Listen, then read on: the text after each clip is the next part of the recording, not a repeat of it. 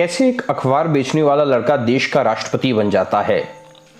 Missile man doctor APJ Abdul Kalam की एक कहानी आज आपके रोंगटे खड़े कर देगी।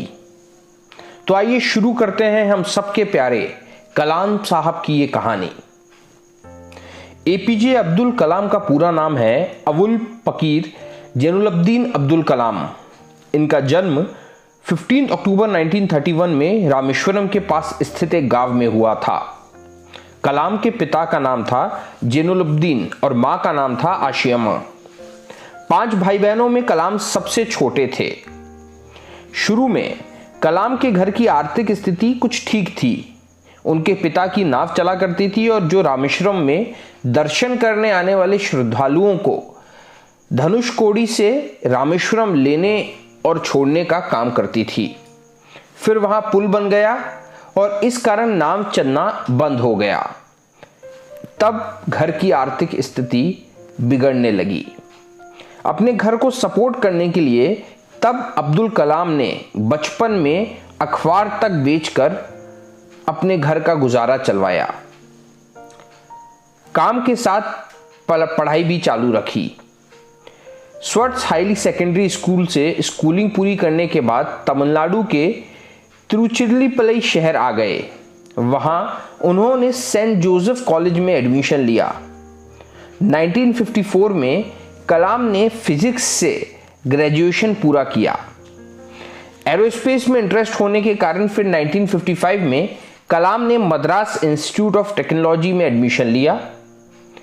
कॉलेज के दिनों में कलाम ने इंडियन एयरफोर्स के फाइटर पायलट का एग्जाम भी दिया, पर उसमें केवल 8 जॉब्स अवेलेबल थी, जबकि कलाम का रैंक 9th आया था। अगर उस दिन कलाम का उसमें सिलेक्शन हो जाता तो इंडिया को इतना अच्छा साइंटिस्ट और राष्ट्रपति शायद नहीं मिल पाता। इसलिए जो होता है अच्छे के लिए होता है। एक बात और, जो लोग सोचते हैं कि उनकी लाइफ में प्रॉब्लम्स हैं या फेलियर्स हैं, उन्हें ये देखना चाहिए कि अब्दुल कलाम हो या धीरूभाई अंबानी या कोई और सक्सेसफुल इंसान, फेलियर सबकी लाइफ में आए हैं, पर उन फेलियर से वो लोग रुके नहीं। उन सभी सक्सेसफुल लोगों ने अपने जुनून को जिंदा रखा। कलाम ने अपनी इंजीनियरिंग पूरी कर ईयर 1960 में डीआरडीओ में जॉब शुरू करी, पर कलाम को वहां अपने काम में इतना इंटरेस्ट नहीं आ रहा था। फिर ऐसा करते करते 1969 में उनका ट्रांसफर इसरो में हो गया। वहां उन्हें सैटेलाइट लॉन्च व्हीकल प्रोजेक्ट का डायरेक्टर बनाया गया। कलाम की देखरेख में इंडिया ने अपना पहला सैटेलाइट लॉन्च व्हीकल का यूज कर अर्थ के इनर ऑर्बिट में रोहिणी सैटेलाइट प्लेस किया। इसके बाद कलाम की लीडरशिप में इंडियन ने एरोस्पेस रिसर्च में कई मिसाइल्स और सैटेलाइट लॉन्च की। इसीलिए कलाम को मिसाइल मैन के नाम से दुनिया जानने लगी। कलाम साहब अक्सर कहा करते थे, सपने वो नहीं होते जो हम नींद में देखते हैं, सपने तो वो होते हैं जो हमें सोने नहीं देते हैं। कलाम को अपनी लाइफ में कई सारी उपलब्धियां हासिल हुई।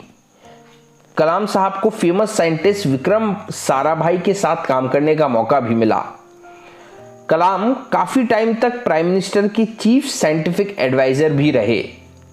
ईयर 1998 में पोखरण में हुए परमाणु परीक्षण में भी कलाम ने अहम भूमिका निभाई। इंडिया के डेवलपमेंट में इतना कंट्रीब्यूशन देने के कारण 2002 में अब्दुल कलाम को देश का राष्ट्रपति चुना गया। पर कलाम की हम्बलनेस और पैशन फॉर वर्क आप इसी बात से समझ सकते हैं कि 2007 में अपना प्रेसिडेंशियल टेन्योर खत्म होने के बाद भी उन्होंने कॉलेज में लेक्चर्स देना शुरू रखा और 83 की एज में साल 2015 में शिलोंग के कॉलेज में लेक्चर के दौरान ही कलाम साहब को कार्डियक अरेस्ट हुआ और वह ये दुनिया छोड़कर हमेशा के लिए चले गए।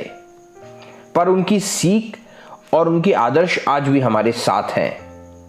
कलाम साहब अक्सर कहा करते थे, जीवन में कठिनाइयां हमें बर्बाद करने नहीं आती, बल्कि ये हमारे छुपे हुए सामर्थ्य और शक्तियों को बाहर निकालने में हमारी मदद करती है।